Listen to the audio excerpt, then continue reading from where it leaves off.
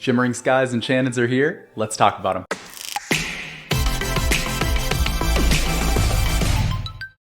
So with Lorcana's newest set of Shimmering Skies officially on the horizon, this of course brings with it the much anticipated drop of new Enchanted Rares.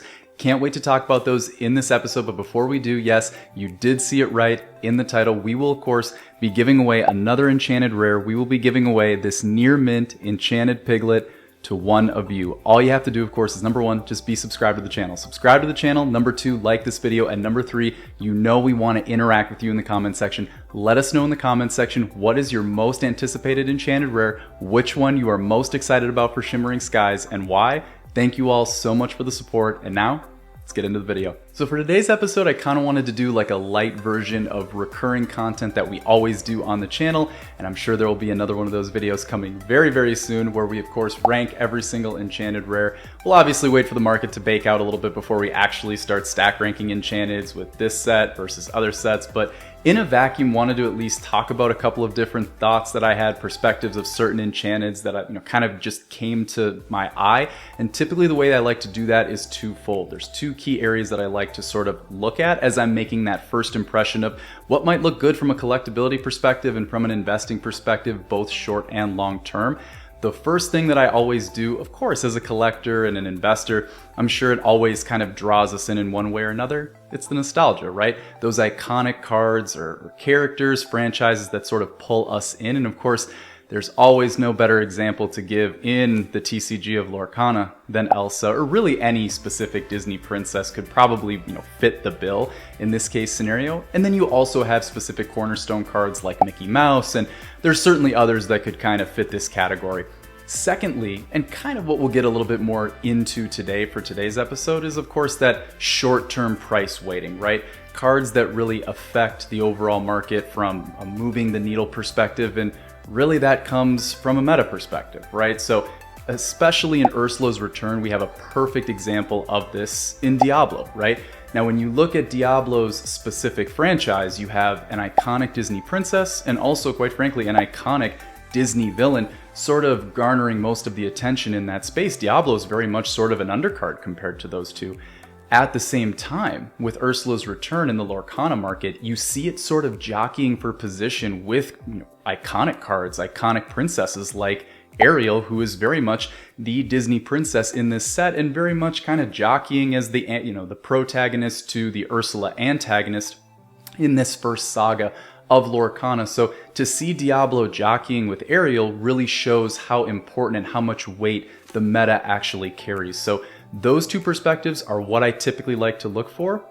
And when I go into the specific cards that I saw, the first card that jumps right out at me that just sort of caught my eye that I wanted to at least give a few minutes of this episode on is Finders Keepers. Now, there's a couple of different really interesting parallels going on with this card, both from a TCG perspective and also sort of from a meta perspective within the actual TCG of Lorcana. So first and foremost, I always like to say, and those of you who have followed me to this point on the channel, you know that I always preface when we get into a meta conversation by me saying that in a vacuum, I'm someone who very much is very surface level when it comes to the meta. I'm always someone who is going to be most passionate about collecting, investing, and then you sort of start to draw like certain takeaways, certain parallels as it pertains to the meta and kind of things that you might be able to pull away and say, hey, this might be interesting or that might be interesting.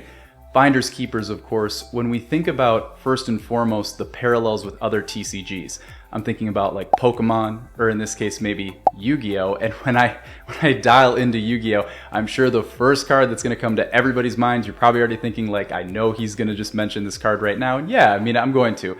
It's Pot of Greed. Now, of course, a contrast of these two cards, it's not a specific one-for-one. Obviously, you have Yu-Gi-Oh! And Lorcana, two completely different TCGs, completely different strategies. I mean, honestly, looking at Lorcana, I mean, you have, first and foremost, like the ink factor, right? Like Finders Keepers is going to be a 5 ink cost and it's inkable, right? So, I mean, at the same time, it's kind of like, obviously, it's not a one-for-one. It's not as though it's necessarily just a Pot of Greed +1. But I do think it's very interesting that just very like to the point text that we have with Finders Keepers as it pertains to other parallels that I've seen from Lorcana from a meta perspective. One specific card that comes to mind, I guess along with maybe A Whole New World, which obviously also comes to mind in its own respect, but another card that comes to mind is Be Prepared. What's very interesting with Be Prepared is obviously not only is it very similar, one specific line of text and very meta defining in its time and still sees play to this point, but at the same time, it's also very interesting that Finders Keepers is an amethyst color, right? Obviously going with sort of the Be Prepared ruby color.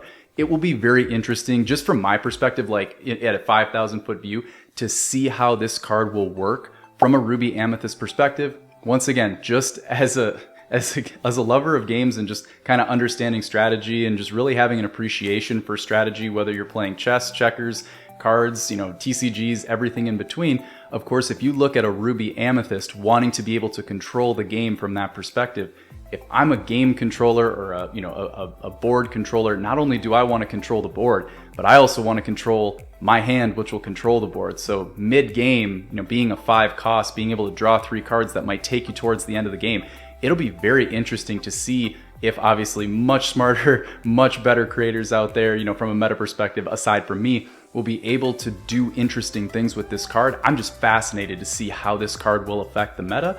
And then also just like a quick shout out to Lorcana on this one, taking us into another stage of alternate art Enchanted Rares. We've obviously had song action cards, and now we're getting pure action cards with Revive and Royal Tantrum and Finders Keepers kind of moving in. I'm sure we have no doubt that we'll see item enchanted cards coming in the future, but huge shout out to Lorcana, kind of giving us those specific action cards. So those are kind of my thoughts on Finders Keepers, but overall can't wait to see what this card does in the market. And of course, absolutely gorgeous art. Can't wait to see how it performs. The second interesting thing that comes to mind as I look at these Enchanteds first glance is actually an idea that we talked about in a previous episode where we made predictions for the actual Shimmering Skies Enchanted Rares and what might happen there. I'll put a link in the description. Go check that video out if you want to. We had a lot of fun doing that, but we talked about this idea of a theme with Lorcana, sort of using the alternate art Enchanteds as sort of canvases to embody the overall story of Lorcana.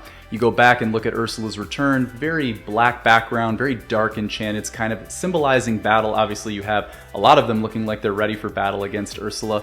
Going into Shimmering Skies, very much post-battle, kind of more chill vibes going on with, I guess, like a party barbecue kind of situation. Really expected to see cards that kind of popped and beamed a little bit more, and they did not disappoint. I mean, I'm just thinking about cards like Scar, Arthur, Robin Hood, where now we see a stark contrast between Robin Hood from Into the Inklands and Robin Hood from now obviously Shimmering Skies. Two totally different vibes going on with this card, but I think it embodies the overall story of Lorcana, and I really think that's a special calling card that Disney Ravensburger have going for them, because of course no better storytellers out there than Disney to be able to paint a picture of what's going on for us. So for them to be able to really use and encapsulate that in these alternate arts, I'm so glad that they're actually doing that, because I think it's going to be a great theme going forward as the story of Lorcana starts to build out. So as we look at these cards, can't wait to pick up all of them if possible. Can't wait to open some up for you on the channel.